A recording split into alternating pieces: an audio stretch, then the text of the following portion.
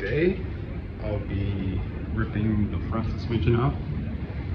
We'll be adding some knuckle adapters and extending the door control arms and figuring out our tie rod situation. And there's two ways about doing that. And I'm also making the angle kit and the control arm and a new knuckle adapter kind of in the works too. So for this car though, I'm just gonna set it up with these bolt-on adapters, and I'm just gonna be able to just get some measurements and stuff while I take everything out for what I'm gonna create for version 2. So yeah, I guess I'm gonna just get right into it. I'm about to jack this thing up, put on some jack stands, and everything in the front's coming out. So got front suspension out. There's only a couple bolts. Got like a 14, 18, 17, a little star, I think 14 or something. And yeah, it's all out right now. So next thing to do is to make a jig for this OEM suspension, and then I'm gonna make another mount hole for the knuckle about an inch away from the OEM location. So everything will be a little bit wider and should give me a little bit more clearance on the front. So yeah, that's what I'm about to get to next. So yeah, let's do it. So basically what I did here is I took this is the passenger side, right? Yeah, passenger side. Threw that in there like that. And then got the driver's side here. Pop that in there like that. All in one jig. So I'm going to grab just the, and I kind of made it pretty lightweight and easy to store somewhere in the corner, so it's not going to take too much space. So yeah, pretty good. So now we're just going to cut the ball joint area right here and extend this area about I think I'm gonna do about 1.5 inches, so pretty aggressive on this kit, but I also have some provisions on doing the shock tower mount relocating too, so we're gonna make that work. And then I think it's very necessary for this car because the way they designed it, they definitely wasn't thinking about drifting and angle kit, the way how the tension rod bolts so close to the knuckle, like there's not much room and area for a tire to sit right here when it's turning. So we're also gonna modify the tension rod too. So I'm gonna have these over here. I just need to cut up, and I'm gonna add some gussets along the side. That's how to get laterally. So basically, what I'll do is I'll weld this onto there like that, and then we'll cut this center section out. And then I'll use another piece of bar going across here to kind of support laterally too. So it'll be extra strong, more strong than that, and we'll have that much more wheel clearance, which is about 2 inches right there, right? So I think that'll be pretty good. Yeah, so it's coming along. Yeah, so next we're gonna cut here, extend. We're gonna clean up the tension rod, cut the wheel thingy, and then attach that to the tension rod, and then we're gonna cut the center section out, brace the backside. Probably brace the backside before I cut the center section out, right? And that's pretty much it for this side, right? And then we'll just replicate it on the driver's side too. And so that's good for there, for the control arms. The knuckle, I just have to bolt these on there. They have a Ackerman plates, so you can go 0 Ackerman or negative Ackerman, whatever you need. And so that's that. And then other than that, yeah, tie rods. So I have some M14 by 1.5 bolts with nuts that I'm probably gonna just weld together and yeah, just thread the nut onto the end of the tie rod and weld that, and it should work. I'm just trying to do it as budget as possible, just so there's a few iterations of this where, you know, if none of you guys are thinking about doing this, you guys could just basically copy what I did. So, or you can, I guess, contact me, message me, and I can bust out a set for you. So, yeah, here it is. We're gonna take this lower ball joint out and take that outer tie rod off, and then we can bolt our knuckle adapter to the knuckle, factory knuckle, and that should give us just better roll center and that bump steer correctly for the tie rod too. So that'll be good. Once we have that, gotta figure something out with this. So yeah, we'll get there. I think there's a shock mount, lower mount that I can either make or machine and get something to where I can bolt this plate directly to the shock tower, and then we'll be able to adjust these bolts lower underneath the tower. And it'd be kind of weird though, because I probably have to adjust that before we bolt it on, and then whatever that's at, we'll have to take a measurement, and if it's what we need or not, we'll have to take this whole thing back off and adjust it everywhere. So unfortunately, you can't just adjust it on the car, but it is what it is. Okay, so that's pretty much where I'm at right now, and I'll keep you updated along the way. So yeah, pretty straightforward, right? Yeah, that's it. This is the bar that I'm going to be using to extend the lower control arm. It's about 2 inch by 1/2 inch, maybe 5/8 thick, and yeah, pretty beefy stuff. So pretty much the same thing as the factory lower control arm too. So yeah, plenty strong. So for the Volvo 740, that's so hard to say. So for the Volvo 740, the outer ball joint from the knuckle is removable, which is pretty cool. It just slides right at the bottom of the whole knuckle, and super easy to replace. And yeah, I don't know, this is like pretty cool. And so the coilover just gets welded straight to the shaft on the knuckle, I guess. So yeah, we're gonna figure this out. We're gonna figure this out to where, I don't know, we'll figure this out. So we have 2 bolt-in points right here. You can also use the factory tie rod bolt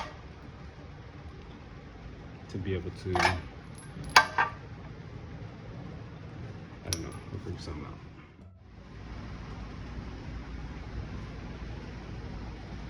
Alright, so got the knuckle adapter bolted on now, which is pretty sweet.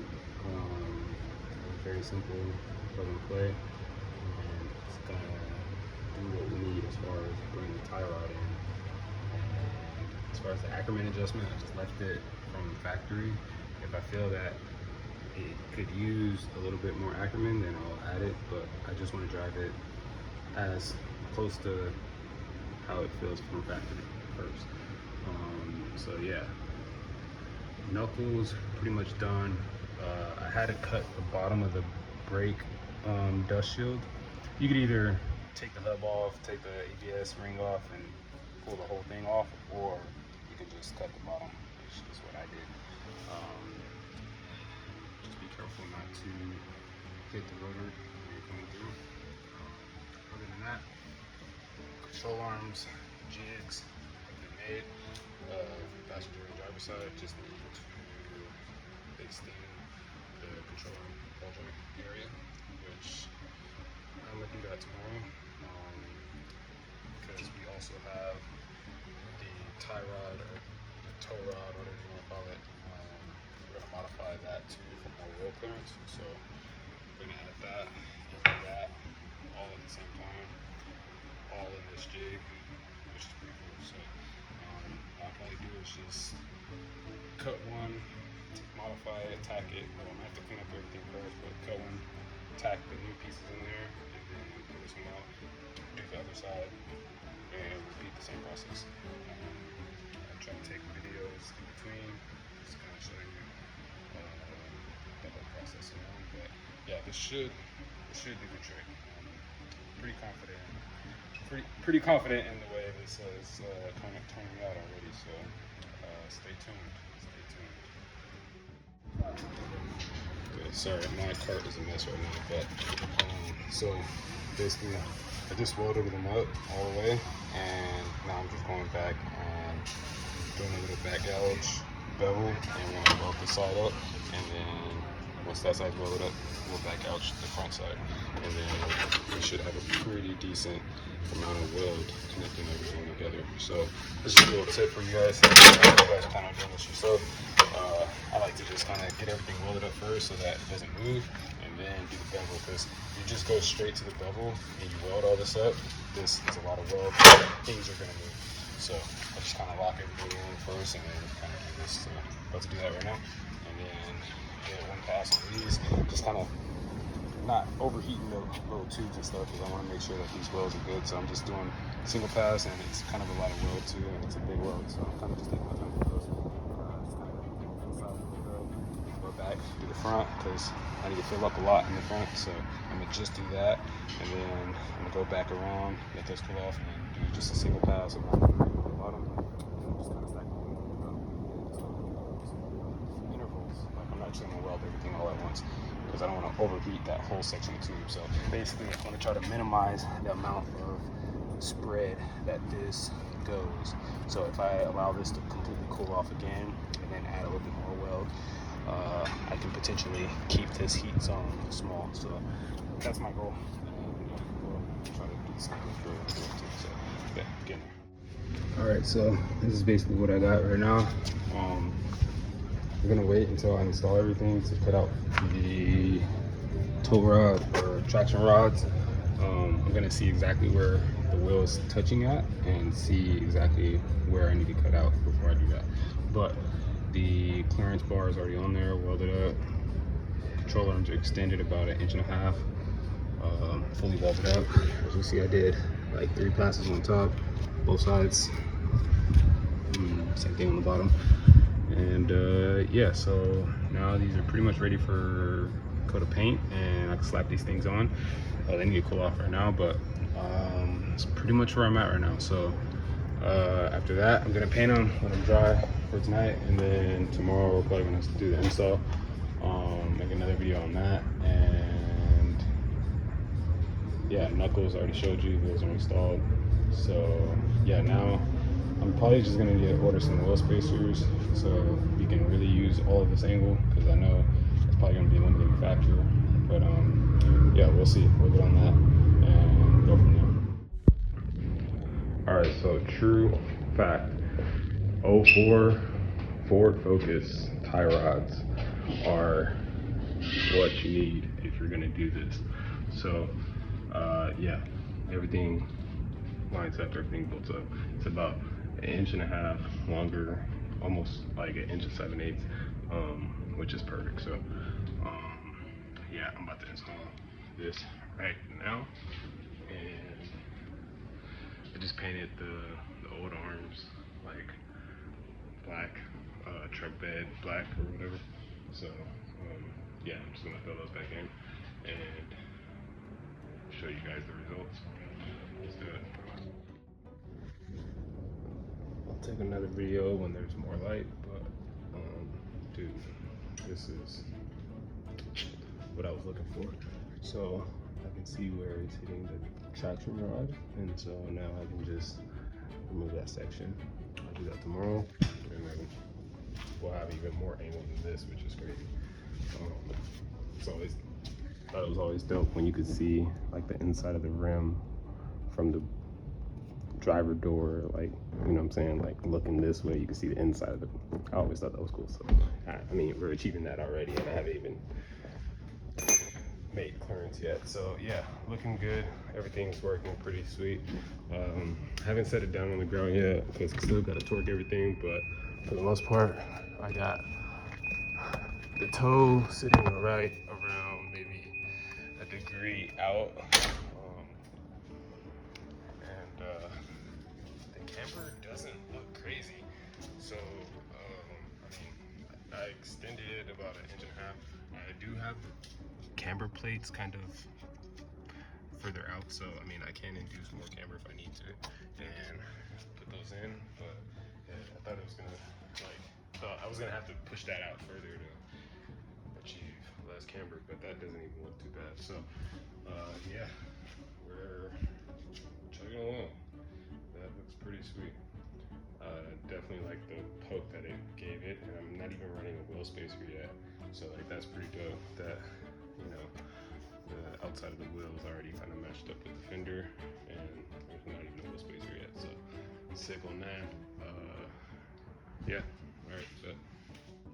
all right, we just got our first load pretty much in the new space. See, it's like twice the size as the last spot, so should have more room for another build, which is what I've been looking for. So yeah, as of now, we still have all the raw materials. So that's the other shop. We still got the Volvo we got to get out here, and we still got the main toolbox, and I think that's pretty much it. That's gonna wrap up everything, and then we should be completely moved into the new spot. So yeah, just 2 more trips and we should be able to get this thing going. I'm gonna do some renovations in here just to make it a little bit more comfortable to work in here for myself. First things first is I want to tackle the floor because we're all in on the floor. So we're gonna clean that up and do some painting on the walls, just kind of make the place look a little bit more comfortable. So yeah, that's pretty much all I got for today, or for right now. Let's see if we can get another load out here today too, so that'll be a big step forward. So van is for the most part empty now, and yeah, it really helps when you organize everything before you get to the new spot, because now I kind of know where to set everything up, what I need, and yeah, it should be a pretty quick process. So stick around and I'll keep you guys updated. All right, guys. Sorry about the lighting. Still haven't got the electricity on in here, but kind of pretty much fully moved in now. Painted all the walls, washed the floors, scrubbed the floors, mopped a couple times, and yeah, now we're getting some work done on the Volvo 740. And let me just kind of show you guys what I got going on right now. So, as you guys saw in the last video, we installed the angle kit, which everything works great. It gives me tons of angle, but now we're running into some clearance issues, which we're going to try to fix right now. So, and another thing, some self-steering modifications to be able to allow the steering wheel to come back to the center when you're at full lock instead of staying at full lock when it turns out. So yeah, we're going to be working on that, and might do some fender folding just so when we do get the spacers on here with the tires that we need, we're not going to have any issues there either. So yeah, let me kind of show you what we got going on right now. So I got these coilovers installed right now, and you kind of see that it looks like this bolt bolts the shock tower mount. Excuse me if I'm too close, sorry. This bolt bolts the shock tower mount closer to this side. So I think what I'm gonna do is rotate the whole top mount on that side, and then I'm also going to slot out these holes a little bit further, maybe like another ½ inch or so, to kind of scoot the whole shock tower back a little bit more, which would give us a little bit more caster and room for adjustment if we need to. So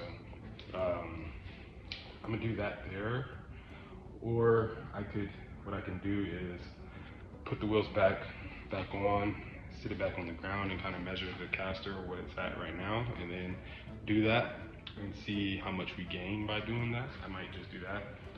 That way we could kind of have like a control and, you know, reference from what you have from stock to what I'm doing to it. So if you guys are planning on doing this whole setup, you kind of see what I did to make this car drive the way it drives. So I still haven't drifted it. I'm just trying to make sure I do all the, modifications and preventive drivability control modifications and stuff to allow me to have the best time on track. So yeah, that's what I'm gonna do right now, and then I'll pick up once I have some things switched around.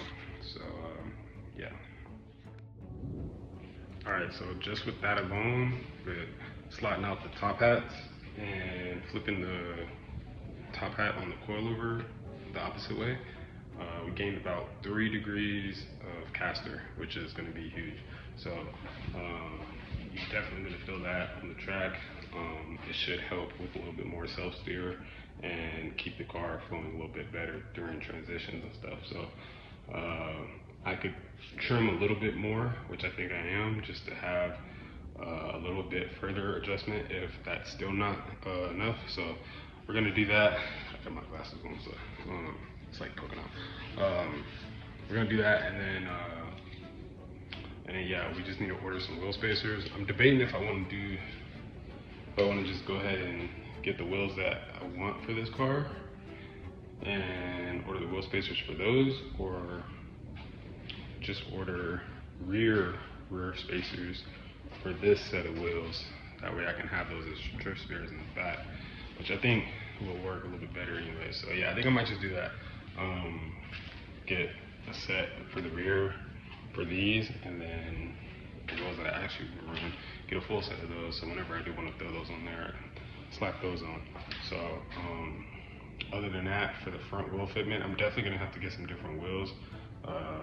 The stock wheels, just the offset's just not right, so it's not gonna work completely the way I want it to. So yeah, so next thing will be is to just get some new wheels and tires, spacers, and then as far as the suspension on the car, it should be pretty dialed. And yeah, could pretty much go ahead and test it after that. So the engine bed, there's a few things I want to do. Maybe just get rid of some of this old silicone couplers and just replace all the new silicone couplers. Might do like a full integral pipe on this side, and might do some venting for the air intake and stuff. So yeah, there's definitely some work in the engine bay to be done.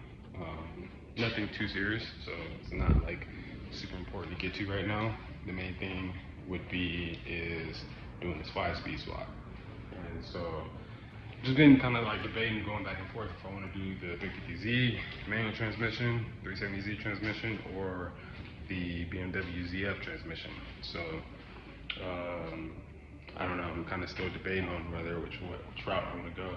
I'm kind of leaning towards the CD09 just because I know those transmissions can hold a lot more power, and if I ever do plan on swapping this motor, I know I can pretty much just, well, I really can't, because you got to cut up the bell housing on that transmission. So it's pretty much only going to work with this motor when I do that, and it's pretty much for both swaps. If I want to do the ZF, I got to weld the bell housing to this manual bell housing. You got to cut both of them and weld them together. So either route I go, I'm going to be completely sticking with that transmission, this motor package. And so I don't know, I'm just kind of leaning towards the 350Z transmission. I know those shift very quick and notchy, so kind of like that. And I think it'll help with the gear ratio too.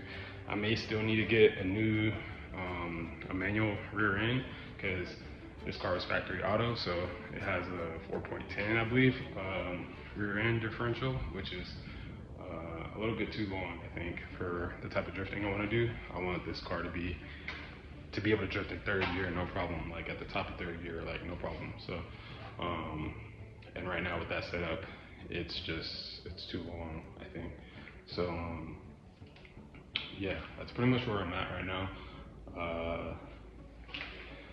Once we do the manual transmission swap, another thing I want to get into is just getting a boost gauge in here, a catch can, upgrade the intercooler, and get ECU standalone in here. And I want to start tuning the car. I want to get this thing dialed in to where it can hold 14 psi reliably, comfortably, all day, every day. And then maybe down the road I'll look into building the motor and pushing big boost and big turbo. So, but for now I just want something that's going to be fun for the grassroots drift events and stuff, and I think this setup will be fine for that. So I just want to dial it in, make sure that it's running healthy, there's no issues, timing's on point and everything. So I also want to do slotted brakes and rotors. Slotted brakes, slotted rotors, drill on slotted rotors and new brakes. I think that would help just with the performance of the car.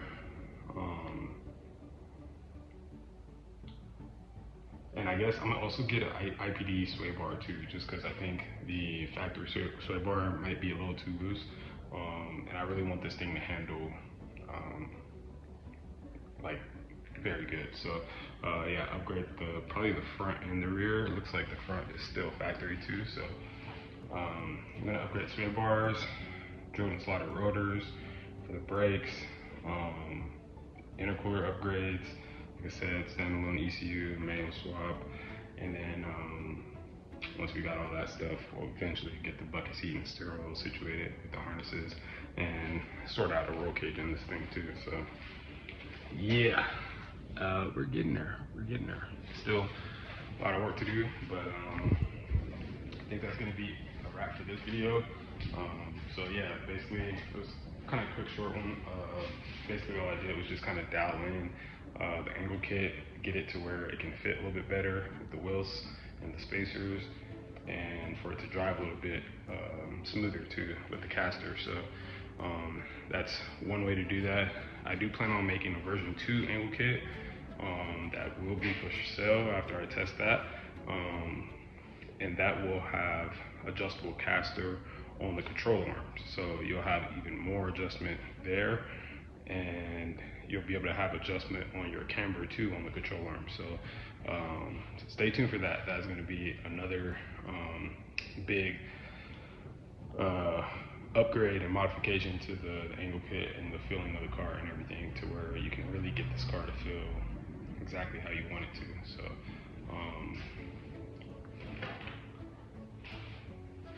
peace.